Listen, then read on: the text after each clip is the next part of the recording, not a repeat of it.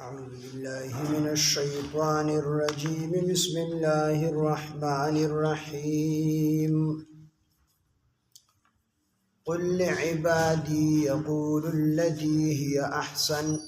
إن الشيطان ينزغ بينهم إن الشيطان كان للإنسان عدوا مبينا. ربكم أعلم بكم إن يشأ يرحمكم وإن يشأ يعذبكم وما أرسلناك عليهم وكيلا. وربك أعلم بمن في السماوات والأرض ولقد فضلنا بعض النبيين على بعض وآتينا داود زبورا. صدق الله العظيم. رب اشرح لي صدري ويسر لي أمري واحلل عقدة من لساني يفقه قولي. رب زدني علما سبحانك لا علم لنا إلا ما علمتنا إنك أنت العليم الحكيم.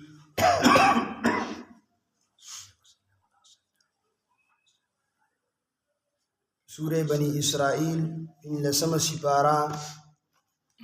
آیات نمبر 53.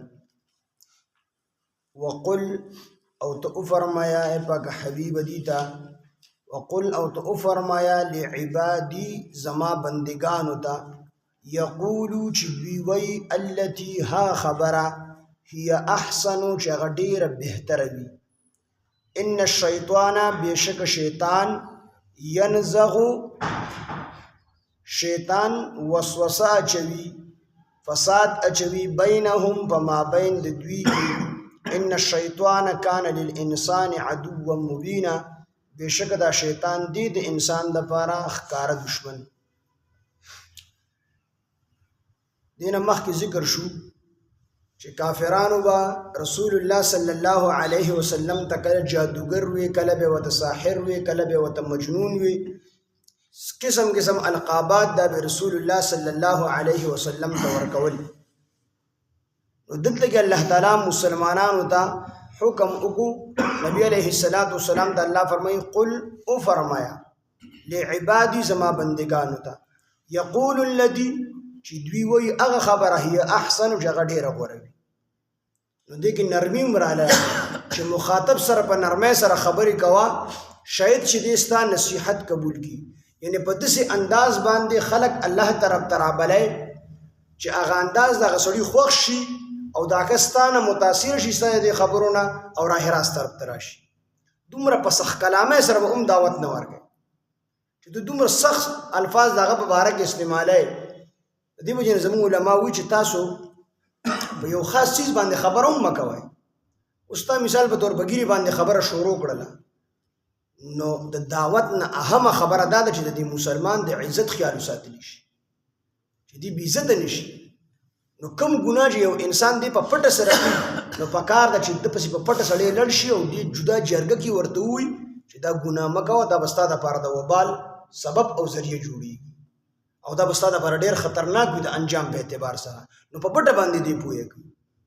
ښکاره نه. هو یو سړی ښکاره ګناه کوي، د خلکو نه شرمېږي، نو کو بیا هغه چا په ښکاره باندې منع کو، په دې کې بیا څه قباحت نشته دی. نو د دې وجې نه یو سړی دعوت هم ورکوي نو ډېر په نرم انداز سره، او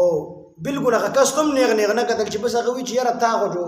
بس زه دغه مسلمان دغه مونږ دی به ګنهګار او بل څوک نه دي مونږ دی. نو په نرم مامون الرشید بادشاه ته چې په سخت کلامه سره دعوت ورکو، نو بیا هغه ورته وایي چې ګوره په نرمۍ سره وایه، نرمې خبرې کوه، ځکه چې ستا نه غوره حضرت موسی علیه السلام او حضرت هارون علیه السلام دا دواړه ستا نه غوره وو. زمان زیاد او ناکار فرعون ته را لېږلي وو، نو ورته وی فقول له قولا لینا. موسی علیه السلام او هارون علیه السلام د الله تعالی وفرمایل دې سره په نرمۍ سره خبرې وکړه، شاید چې دې ستا نصیحت قبول کړي. نو دلته کې دا عمر علل چې زما بندګانو ته الله وی ووایه چې دې ښکلې خبره کوي، نرمې خبرې، و دې څوک دین طرف ته رابلي نو چې په نرم انداز سره یې راوبلي او فضایل ورته بیان کړي، وعیدونه ورته ډېر نه بیاني، فضایل ورته بیان کړي چې د زړه متاثره شي او دې چې کوم دی حق طرف ته راشي او راه راست طرف ته راشي. الله فرمایي وقل او فرمایي لعبادي زما بندگانو ته یقول الذي چې دوی وی هغه خبره هي احسن چې ډیره غوره او دغه دا عمر علل چې په دغه دور کې د کفار زور او کافرانو په قسم قسم مه ذکر شو چې نبی عليه السلام په قسم قسم الفاظ استعمالول دکشن مسلمانانو ته ډیر سخت الفاظ استعمالول الله تعالی حکم وکړ چې تاسو د دې د سخت جواب په سخت سره مو ورکوي بلکې د سخت جواب دا په نرمۍ سره ورکوي کو تاسو د دې د سخت جواب په سختۍ سره ورکوي نو دی بیا اسلام طرف ته نه راځي او شیطان غواړي دا چې دا مسلمانان او کافران خپل کې اونخلي چې دا کافران چرته مسلمانان نشي او شیطان خدا خبره غواړي الله تعالی فرمایي چې کو دي تاسو سخت الفاظ استعمال کی او تاسو د سخت الفاظ جواب دا په سختۍ سره مو ورکوي ځکه دغه ټیم کې د کفارو غلبه او کافرانو سخت الفاظ قسم قسم القابات دا به مسلمانانو ته ورکول د دې وجه الله تعالی د مخکنه خبرداري وکړو چې تاسو خپل خبرې کوئ کو دي سخت لهجه استعمال کی تاسو خپل لهجه استعمالوي چې مس کې فساد جوړ نشي خو دا هغه وخت چې کله د جهاد حکم دا لا نه راغلی مسلمانانو به صبر کو بس هر قسم تکلیفونه مسلمانانو ته رسول مکه مکرمه کې مسلمانانو صرف صبر کړی هر قسم تکلیفونه لری په نبی عليه السلام باندې ورزولي دي صبر یې کړی قسم تکلیفونه نبی عليه السلام او صحابو ته رسیدلي دي خو صبر یې کړی دی د سخت جواب په سخت سره نه دی ورکړی او چې کله هجرت شو او د جهاد آیاتونه رالل الله د جهاد حکم راولېګو نو بیا کرامم تختیدو کشته وته نه میلاوي تک کسان چې کوم دي کشته دی ورته بیا ټول د یو بل چې کوم دی ټول تختید قل او فرمایا اے پاک حبیب لعبادی زما بندگانو ته یقول الذی چې دوی وی هغه خبره هي احسن چې هغه ډیره غوره وي ډیره بهتره وي ځکه چې ان الشیطان بشک شیطان ينزغ فساد اچوي بینهم په مابین د دوی کې نو شیطان خدا خبره غواړي او شیطان بدا وسوسه ور اچولي کافرانو ته هم او بازي خلقو ته هم زړه کې به وته وسوسه ور واچول اوسم د شیطان دک کار دی چې دوه مسلمانان او جنگي نو په هغه وخت یو کافر او مسلمانانو نو په هغه وخت کافر او مسلمانانو د وسوسه ور اچولي چې دی خپل کې او جنگيږي چې دا کافران چرته کې د دین متاثر نشي او بغض په ځل کې او نفرت نور سی واشي چې دی اسلام طرف ته چرته را نشي د دې وجه الله تعالی او فرمایل چې ان الشیطان بشک د شیطان ينزغ فساد اچي بینهم فما بین دوی کې ان الشیطان بشک د شیطان کان دین الانسان د انسان د پر عدو مبینا دشمن خکارا دا خکارا دشمن دی زمونږ د نیکه سره د خپل دشمنی خکارا کړی دا حضرت آدم علیه السلام سره او ټول خلکو ته پته لري شیطان زمونږ دشمن دی خو بیا هم د شیطان سره موږ صحیح دشمنی نه ربکم رب ستاسو اعلم ډیر په هدي بكم بتاسو باندې ان یشاء کچری اوغاړي هغه يرحمکم نو رحم به اوږي بتاسو باندې او یا ان یشاء کچری اوغاړي يعذبکم عذاب بدل کی تاسو دلته کې وته کافرانو د دې نه وي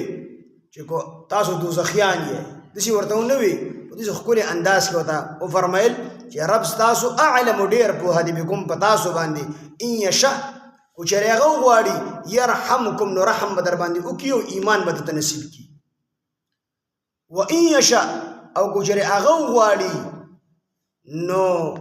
يعذبکم په کفر بدر له خاتمه راولي په کفر به مړګي نو يعذبکم عذاب بدر کی تاسو اسکو دسی وته ویلې وي چې تاسو ټول دوزخیان کافران به دوزخ ته ځي نو شاید چې دغه په ځل کې د نفرت نور زیات شي وي دسی ورته نه وي ان یشاء يرحمکم او چې وګوري هغه رحم بو کی بتا سو باندې او یا ان یشاء يعذبکم او وګوري هغه نو عذاب بدر کی تاسو ته وما ارسلناک او نبی علیہ الصلوۃ والسلام ته الله فرمای وما ارسلناک او مون نه لګلې تو علیهم په دوی باندې وکیلا ذمہ دار ته د دې اسلام ذمہ دار نه پیغمبر د چا د اسلام ذمہ دار نه وي البته پیغمبر خپل ذمہ داری پوره کوي چې خلکو ته دعوت ورکوي او حق خبره ورته ورسي د الله تعالی احکامات ورته ورسي دعوت ورته ورسي اوس رسول دا د پیغمبر ذمہ داری ده هدایت کول یا نه کول دا د الله تعالی کار دی نبی علیہ السلام خپل تر دغه ابو طالب سے اجکل وفات کېدون نبی علیہ السلام ته په تری ماته په دې وخت کې دا کلمه وایي خیر دې کو د کافرانو نه یریږي او د دین شرمېږي دې وخت کې راته وایا په ورځ د قیامت په زستا سفارش حکم او گواه بشم چې الله تعالی زمانه تر کلمه وي هغه وینا رواره وستا سترګې او ما په دې کلمه باندې یخې کړې وي د شیونه چې زما زړه کیږي ان ستا د بارے مې دا کلمه ویلې و ما بس سترګې په دې کلمه باندې یخې کړې وي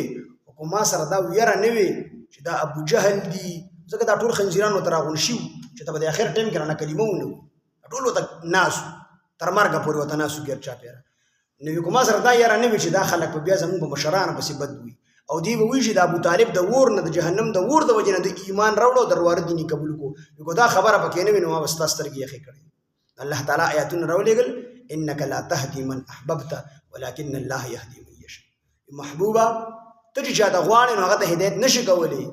بلکې الله وی زل چې دا غواړم هغه ته هدایت کول شم د پیغمبر پلاس کې هدایت نشته د هدایت د الله تعالی پلاس کې دی او پیغمبر د هدایت لپاره سبب او ذریعہ جوړیږي خلکو پسیزي خلکو د جنت د دوزخ خبرې کی الله خلکو ته خي قران خلکو ته کم نازل شوی کتاب چې بیا خلکو ته خي هغه سره دغه څه متاثر شي ایمان طرف تراشي وما ارسلناک نو د پیغمبر نه دا پوښتنه نه پلان کې ولې ایمان نه دی راوړی د پیغمبر نه تاسو نشته دی ها وما ارسلناک او تمونګ نه لګلی علیهم په دوی باندې وکیلا ذمہ دار وربک وربست اعلم ډیر په هدی بمن په هغه سم باندې په سماوات چې بسمانونو کې دی ول ارض بس مګه کې دی ولقد فضلنا سجب اسمانونو کې دی او سجب بس مګه کې په دې ټول باندې الله تعالی خبردار دی هیڅ چیز د الله نه پټ نه دی ولقد فضلنا او الله په تحقیق سره موږ فضیلت ورکړي دي بعد النبیین بعض پیغمبرانو ته علی بعض په بعض باندې ټول پیغمبران منو حضرت آدم علیه السلام نه راواخلي تر رسول الله صلی الله علیه وسلم په څومره انبیاء علیهم السلام راغلي دا ټول پیغمبران دي په دې ټول زمون ایمان دي په ټول باندې زمون ایمان دي البته بعضو ته الله تعالی په بعضو باندې فضیلت ورکړي دي لکه رسول الله صلی الله علیه وسلم ته الله تعالی په ټول انبیاء علیهم السلام باندې فضیلت ورکړي دي بعضی د بعضو نه په درجه کې اوچت پیدا کړي نور دانا د هر پیغمبر مونږ د آدم علیه السلام نه راواخلي تر رسول الله صلی الله علیه وسلم پورې چا د یو پیغمبر د نوک او د اورې ترمنځ چې څومره سي دومره ګستاخي او بېادبي سو وکړه دا مونږ چې کوم دی کفر کوو دا سړی مونږ مرتد کړو البته په خپلو کې فضیلت د دې شته دي بعضو ته الله تعالی په بعضو باندې برتري ورکړي ان رسول الله صلی الله علیه وسلم ته په ټول انبیاء علیهم السلام باندې فضیلت ورکړي دي او د ټول امام او د ټول مشر چې کوم دی جوړ کړل بیت المقدس کې رسول الله صلی الله علیه وسلم د ټول انبیاء امامت کړي دي امامتي کړي ولقد فضلنا په تحقیق سره موږ فضیلت ورکړي دي بعض النبیین بعض نبیانو ته علی بعض ببعض باندې نو فضیلت جدا شیز دی او انکار جدا شیز دی عیسایانو یهودیانو د عیسی علیه السلام نه انکار وکړو او د رسول الله مبارک نه انکار وکړو موږ دې نه وایو موږ فضیلت ورکړي دي څنګه چې ابوبکر صدیق رضی الله عنه ته په ټول صحابه باندې الله تعالی فضیلت ورکړي دي دا مطلب نه دی چې د نورو صحابه وې سړي چې کوم دي بے ادبي کوي نه دا خپل مقام په خپل ځای باندې دي او ټول کې چې کوم اوچته درجه الله تعالی ورکړي دا ابوبکر صدیق رضی الله عنه ته ورکړي دی ورپسې عمر فاروق رضی الله عنه ته ورکړي خپلو کې دا درجه د دې خپلو کې دي نور کو د تمام دنیا صحابه اولیاء تابعین مجتهدین دا ټول راغون شي د یو پیغمبر یو وخت ته نشي رسید او بیا کو دا ټول چې کوم دی انسانان راغون شي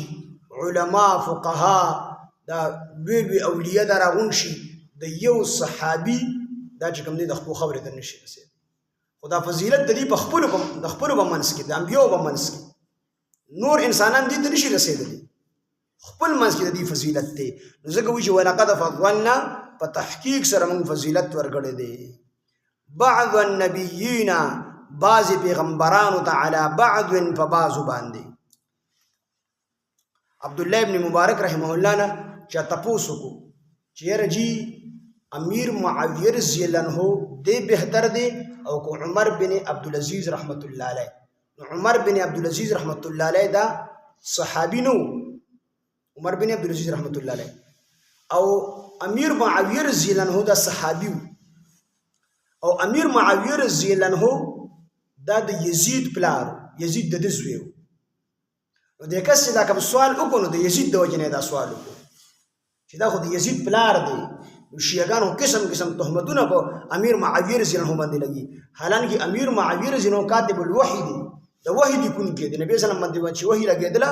سنور صحابه یو به امیر معاویه رضی الله عنه هغه به کوم دی د قران لیکو الوی صحابي دی.